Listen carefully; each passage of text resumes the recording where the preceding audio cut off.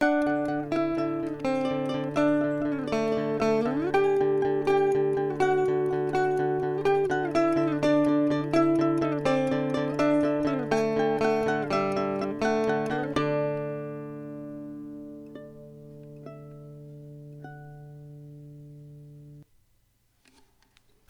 everybody and welcome to the Monongahela Music Monster on Dig Sonic Radio, a production of Dig Sonic Records. My name is Tim and this is my friend and co-host Kelly.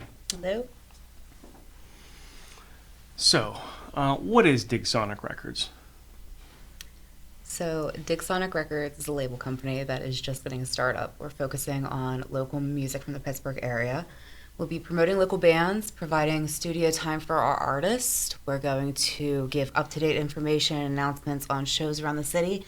And we are going to promote the bands through our music label. Excellent. Right on. So I wanted to take a second and let everybody know what you can expect from our podcast, Monongahela Music Monster. So we will be having bands on to talk about their upcoming releases. We'll be talking with them to discuss their upcoming shows, where you can find them, if they have any merchandise available, where you can find that. We'll also be premiering their new music on the show on a routine basis. So we do have a lot more in store also, so check back often to see when we post new content. Word. So Kelly, what was your start in music? So my start was actually a very young age. I got involved in instrumental music back in elementary school. I went to Rogers, the middle school for the creative and performing arts. I was a member of the Centers for Musically Talented. I performed at Carnegie Music Hall back in the day. And after a while, I actually fell away from music. So I stopped playing music entirely. I was still involved in like friends' music projects and whatnot. I was heavily involved in concerts. I mean, still am. 20 plus shows a year, probably. In college, I actually had no cable, so I just spent all of my time researching new music, trying to get up to date on what I could music-wise. I like to think that I have a pretty eclectic taste in music, but recently I actually was listening to a lot of like ska bands, and I bought a trumpet again. So we'll see where this leads. How about you, Tim? I do love a good brass section. Oh, it is good. So my story is I grew up in a house with my mom and dad and my older brother and sister. So I had no choice over what we were watching or listening to. So I have an eclectic taste of my likes in music and other entertainment. So I have a wide range of musical interest. Probably about as a older teenager, I got my first guitar. I taught myself a couple chords, power chords. Had some help from video on demand at the time to show me a few things. So I would just strum away at home. I got pretty confident in it, and I went and joined my first band because a friend of mine's band, his bass player had quit the band. And so they needed a replacement to fill in for a show, so they asked me to step in. I did. I learned their set list. And they asked me to continue playing, and I have continued playing with that group until they disbanded, and I've kept going ever since. I still love to play. I still stick to the bass. I no longer play guitar as much, only at home for my own enjoyment. So I do still play the bass. Still love to play. Good. Yeah. As you should. Stick with it always. So. We started to work at the label because we have a deep love and appreciation for music. We absolutely do. And everybody involved at Dig Sonic Records has that same musical appreciation. We work with a bunch of very creative and talented people, and they're all very talented in different fields, and we utilize those talents to help promote the artists in our area in Pittsburgh. And I think that was a really cool idea. And like I said, I was just so happy that they asked me to be part of it, just to get the chance and the opportunity to work with all these whole bunch of cool new people, and also provides me the chance to learn about all the new music and all of the new artists that are emerging from our city. It was an opportunity I had to take. Yeah, and thank you for asking me to come along on this journey with you. Oh, absolutely. I couldn't think of anybody else I would rather do the show with because when we first met, I would say, like I was saying, like 60 to 65% of our conversations were legitimately about music. Absolutely, and that still hasn't let up. I mean, No. most of our conversations are still strictly about music, so Yeah. It's fun. That's what I like to do. it's a great bonding experience. Everybody's a nerd about different things. We're music. We're music nerds. We definitely And are. that is very, very cool, and that's very, very fun. So, the meat and potatoes of a record label, of any record label, is the musicians, the acts. So, who do we have associated? I'm very excited to announce with Dig Sonic Records. So we have 5 bands so far signed to the record label. So we have Flock of Walrye, the Fly Be Friendly Project, Toria Susan, Fire at the Point, and the Elemental. Oh yes, the Yeah. Elemental. Yes, and that is actually who our first interview is with. So we sat down with them. We were able to talk about, the origins of the band, the meaning behind the name, their upcoming EP that's being released from Dig Sonic Records, as well as meditation and wellness practices that go pretty handy during these terrible, terrible quarantine times that we are in. Yes. I've been using them since I've learned them, the few that they gave us. So it is good stuff. Thanks, Jara. Yes, thank you very much, Sarah. We appreciate you. So without any further ado, Kelly and myself, along with everybody at Dig Sonic Records, is very excited and very proud to present Double Dog, a single by The Elemental that is off of their EP release, Lovely Distraction. Stick around after the video and you will get to see our interview with The Elemental, which is very, very cool stuff. Yes. Check it out.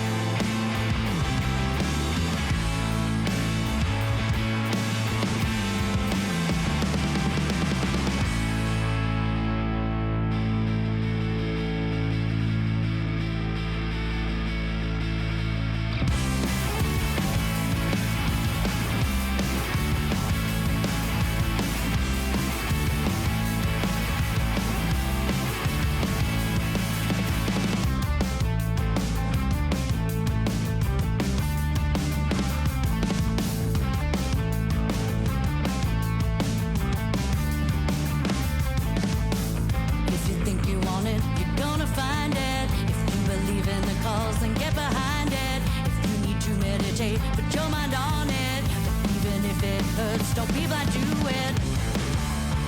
Reach deep down inside.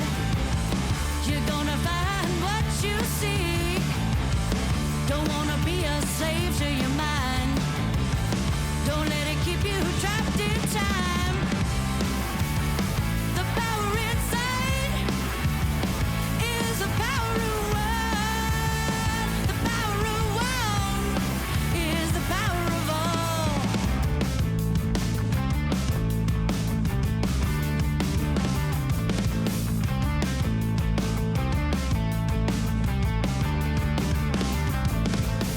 If you're feeling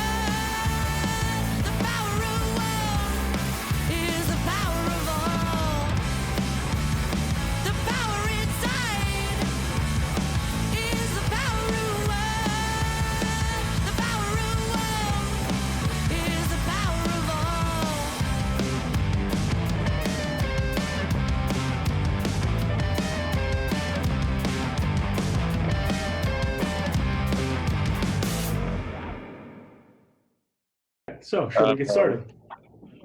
Sure. Okay. So first of all, Kelly, I want to thank you for sitting down with us today. We really appreciate you coming out. Yeah. Taking the Thanks for time. having us. Thank you. How has everyone been doing, like, during quarantine? I'm You guys doing going all down right. pretty well? Yeah, I'm kind of an introvert as it is. Okay. Sort of introvert, extrovert. So I'm hanging in there all right. I have pretty mad coping skills.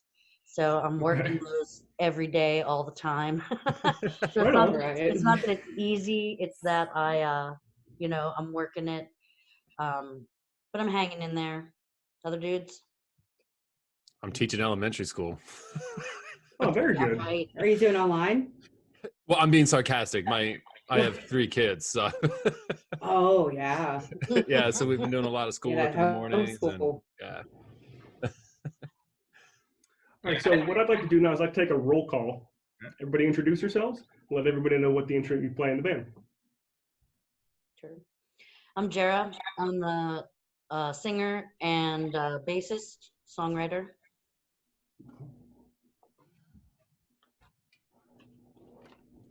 Justin. Justin, I am the drummer. Right on. Daniel, I'm a guitar player. Right on. And And I am Justin, the other guitar player, and the other Justin. And occasional and songwriter. Yes. okay. Right on. So let's just get right in brass tacks here. Yeah, Okay. so how did you guys get started as a band? Give us a little bit of the backup story. Oh, there was a Craigslist ad that went out. Okay. Yeah, I threw an ad out on Craigslist. I met Justin. It's got it. Well, 2008. I moved to Pittsburgh, and we met in the basement of the same building the studio we're in. And I don't know, Justin, maybe you can tell it better than I can, but I just remember you're a little worried about trying out. I showed up at this place, and I didn't know the guy, obviously, because I answered a Craigslist ad. And I definitely called a friend and said, hey, if you don't hear from me in like an hour. Okay. That backup plan. You have to. Okay. I'm glad that played out well for you guys. Oh, How yeah. did you decide on the name The Elemental? Well, so I have a PhD in biochemistry, and I'm just a general overall nerd. And so the sciences are very dear to me. So I wanted something that kind of captured that a little bit, but also captured my approach to music and what ends up being just sort of naturally the band's approach to music, which is a very organic approach to music. Kitten. Oh, Which is very, as I said, very organic. We just all come in, bring our different pieces, and whatever naturally comes out of what we're creating is what the song ends up being. We never come in with an idea ahead of time, like we want the song to sound like this, or we're going to make a garage rock tune or a punk sounding tune or a metal sounding tune. It's just sort of what ends up happening is what ends up happening. And so sort of, chemical elements, musical elements. So that's where the name The Elemental came from. So there was a Craigslist ad that Dan put out to meet Justin, luring Justin into some dingy basement of a storage facility. And then there was a Craigslist ad that he put out that brought me into the band as well. So very lucky, because I know a lot of people try to put bands together that way and it's not always successful. I guess Dan had put out a whole bunch of emails before they finally found me as the singer. I actually had just moved back to Pittsburgh. I'm from here originally, but had moved to Chicago for grad school and just moved back. And Okay. I was a bassist and had never been the lead singer of a band, but I was in a place where I was like, man, I really want to make music. I don't think I'm going to find a band where I'm going to be able to lead sing and play, which I had never done before. Like I'd done like backing vocals. So I couldn't even really sing and play at the same time. So I was like, I'm just going to try to find a band where I can sing for it, just to like have some creative outlet. So I answered this Craigslist ad, and the day I'm going to show up, they're like, "Oh, our bassist is sick. Bring your bass too." So I brought a 6-pack of beer and laid my bass down and showed up and did my best singing and playing, and the rest is history. So that was like 2009, I think. The three of us and our original drummer who moved to Ohio, Zach Rodriguez at the time.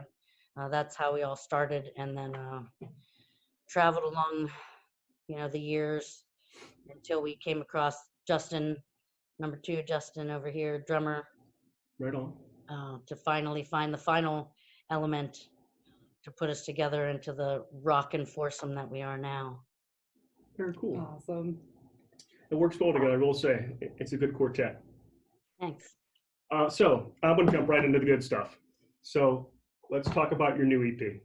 Okay. Yeah.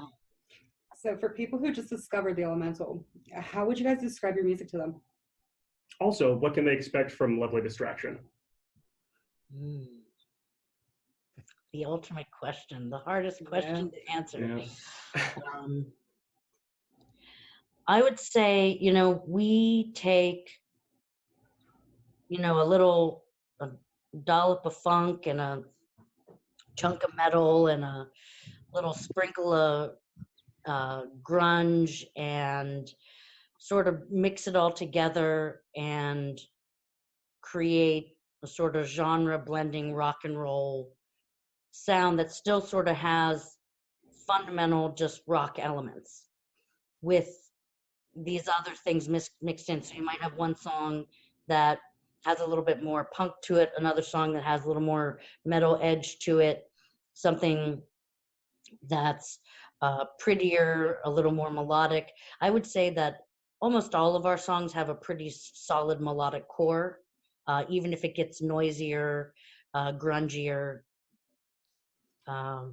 Guys, anything else you want to add to that? I would say that's pretty spot on. I just think the funny part is when I sit down to write a song, I'm always just trying to write a pop dance tune. Okay. Comes out different. Still haven't written one yet. No, yeah. So how many tracks do you guys have on this EP? We've got 5. Oh, right on. So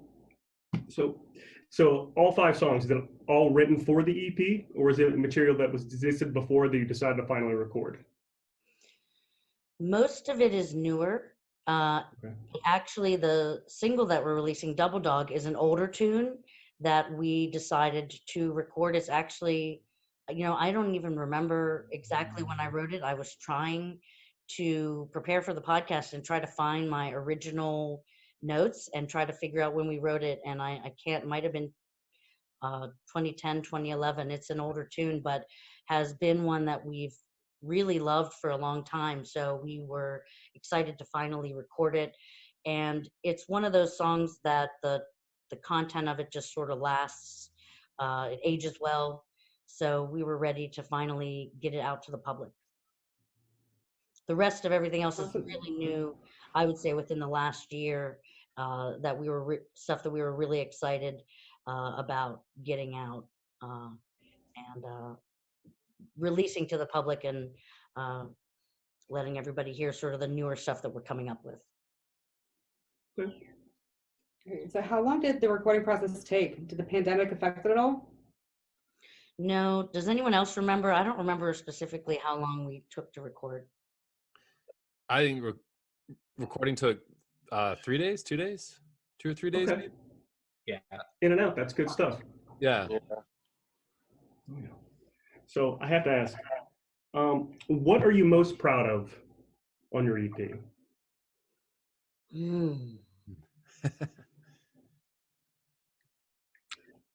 I'll go. I'll answer that one if that's all right. I mean, you guys. Yeah, can... go ahead, Jay. I think what was, and I don't know if this is proud or the most fun, but we recorded it, more with a live feel. So there was no click tracks involved.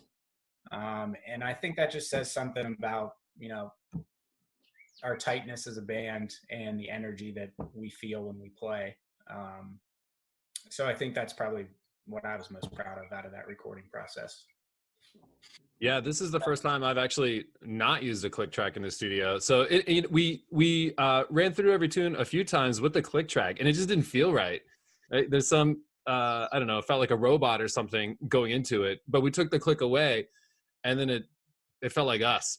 It gave us Organic feel to it. the freedom a little bit. But we went in the studio really prepared, and we didn't need it. Yeah.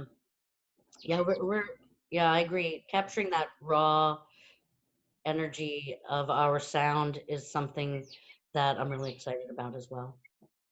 I can say too that playing to a click track like that, it kind of makes you more robotic. Without it, you just kind of you feel it more than anything else.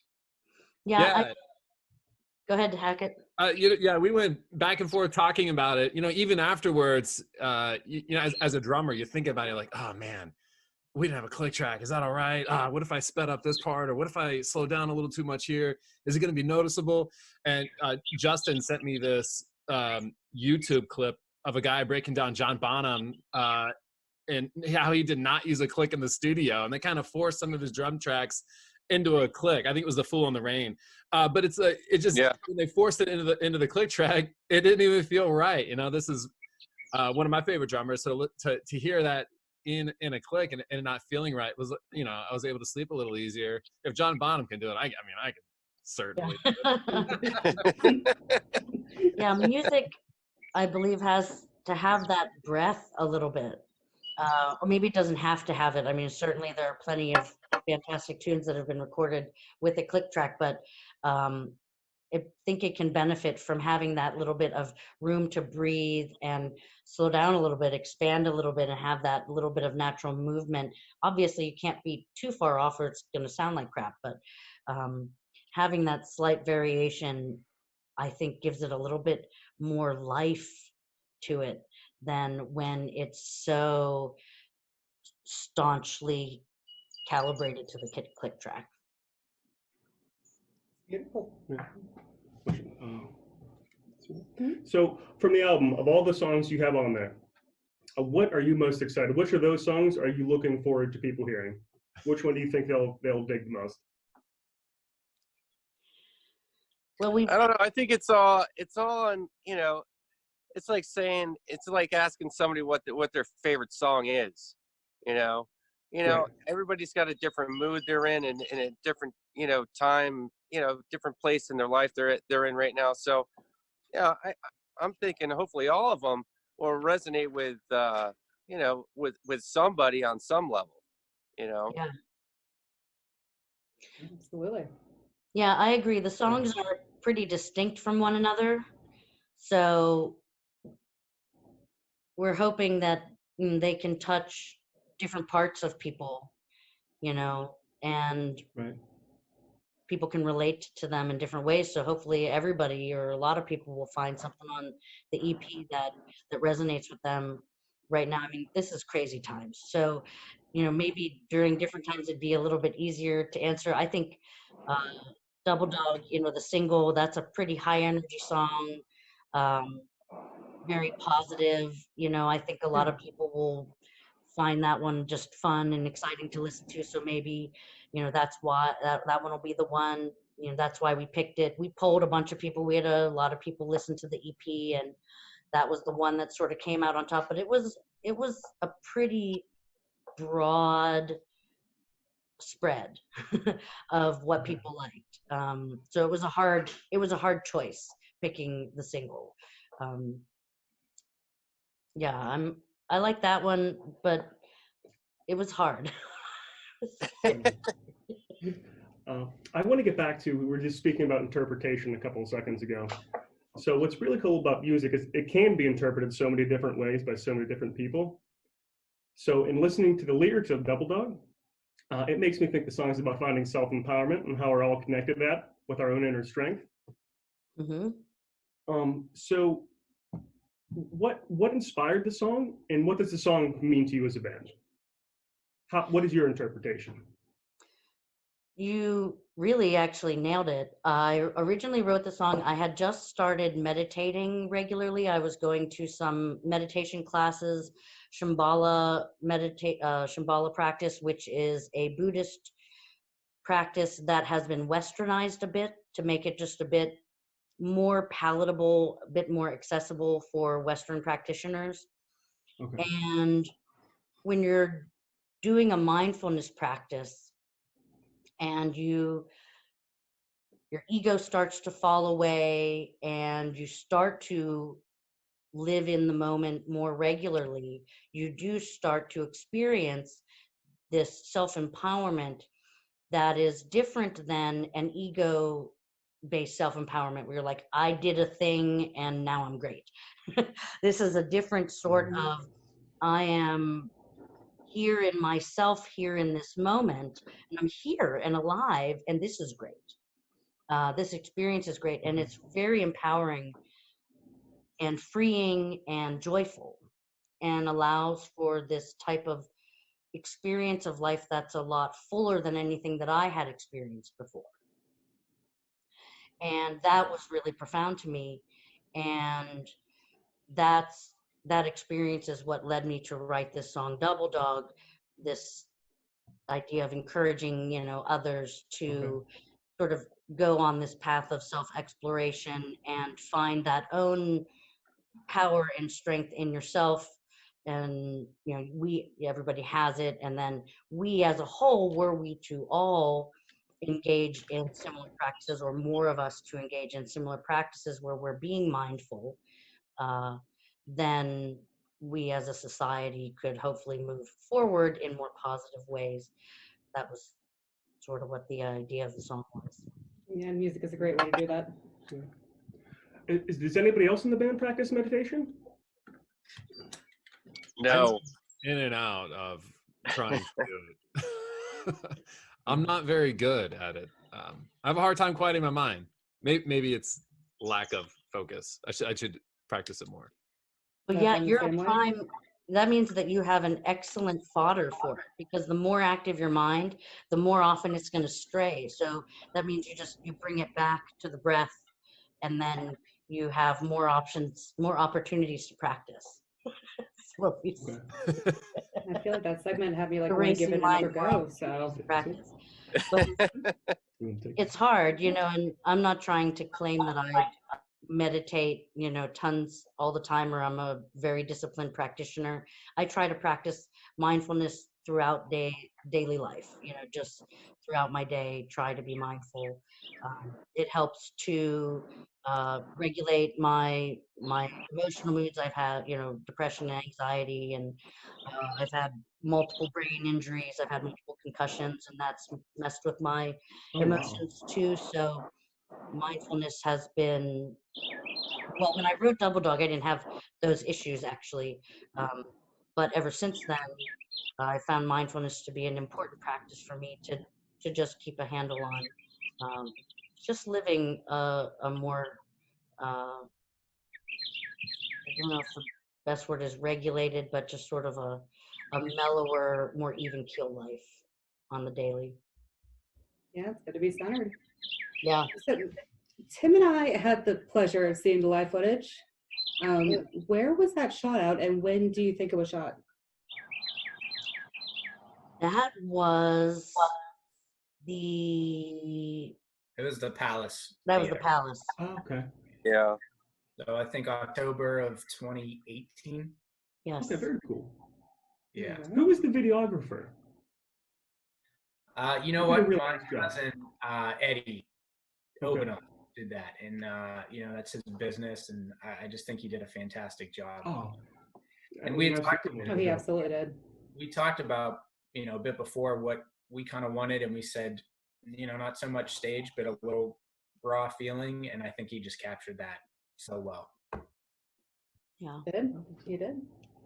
We want to dig Sonic then? Yeah, so tell us a story about how you guys became involved with the Dig Sonic family.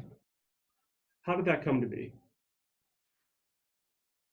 I think that we shared the same rehearsal space with Fire at the Point. And I think for about 2 or 3 weeks we were practicing, and I would say to the guys, there was a band up the hall, and I would say, man, these guys really sound good. They sound really good. I should go knock on their door and we should talk. And that went on for 2 or 3 weeks. And I think finally Bill came down and knocked on our door. And I think that's where it started. Yeah. Okay. So a very good friendly musicians rapport. Can't beat that. Yeah, it was, so we'd hang out over there. It was just up the hall, share a couple beers, and then they disappeared for a while and we didn't hear from them, and then all of a sudden they reappear, and here's Bill with a whole record label. Yeah. Yeah. Go big or go home, right? Right. Yeah, right? Well, do you have anything else on that? I think I'm good. Well, thank you guys very much for coming and sitting with us again today. We really do appreciate it. We look forward very much to seeing what you guys put out in the future. Thank you. Thanks so much. Thank you. It's been great. Nice meeting you guys. Nice meeting you guys. Yeah, nice meeting you too. Thank All you. right. See ya.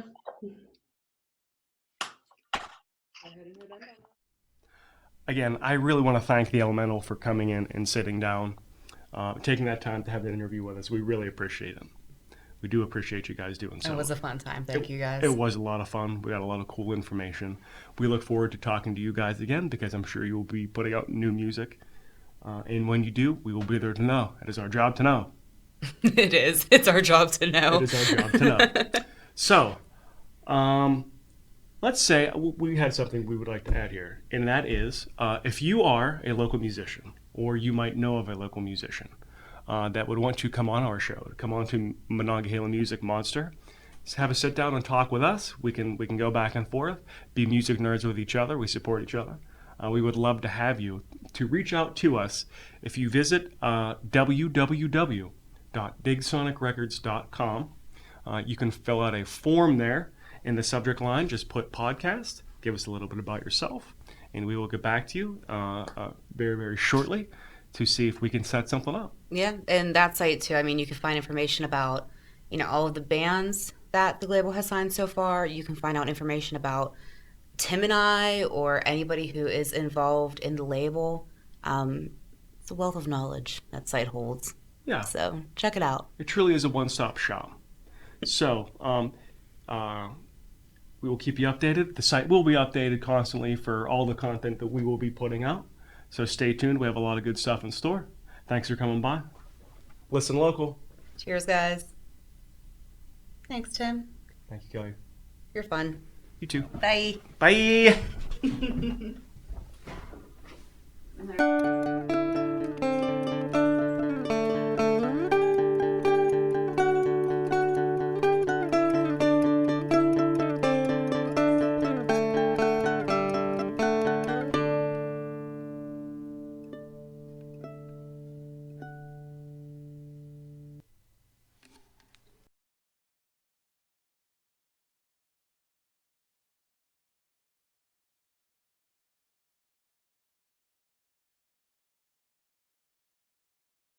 Sean! Sean!